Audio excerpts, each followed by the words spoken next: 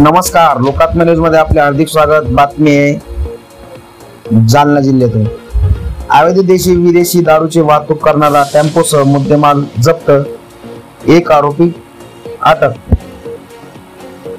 दिनांक 24/3/2025 रोजी पोलीस निरीक्षक सुदाम भागवत यांना बातमीदारामार्फत माहिती मिळाली की जालना ते छत्रपती संभाजीनगर औरंगाबाद हायवेवर एक बंद बॉडीच्या टाटा एस पिकअप वाहनामधून विनापरवाना विदेशी दारूची वाहतूक होत आहे।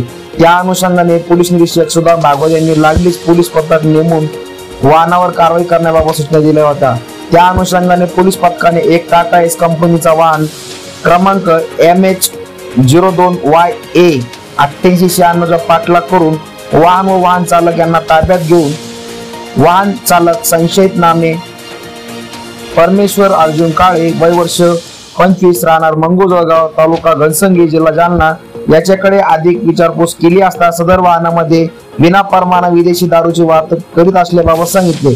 त्यानंतर सदर वाहनाची पंचायत समक्ष झडती घेतली असता त्यामध्ये वेगवेगळ्या कंपनीच्या विदेशी दारूच्या बाटल्या किंमत 2,98,905 रुपये किमतीचे विदेशी दारू साठा मिळून आला आहे। असा एकूण वाहनासह 7,48,905 रुपयाचा मुद्देमाल जप्त करण्यात आला आहे। सदर वाहन चालकावर बदनापूर पोलीस स्टेशन येथे पोलीस हवालदार बाबासाहेब जराड यांच्या फिर्यादीवरून गुन्हा दाखल करून वाहन चालकास अटक करण्यात आली आहे।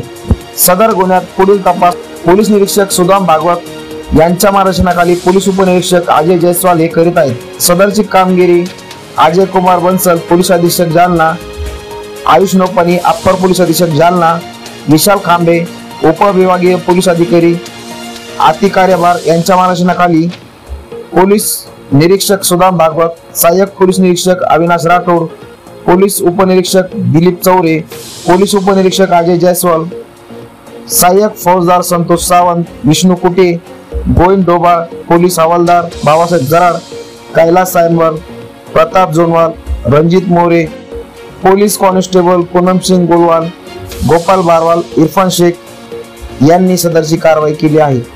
लोकात्म न्यूज चॅनलसाठी प्रतिनिधी तरंग कांबळे, जालना।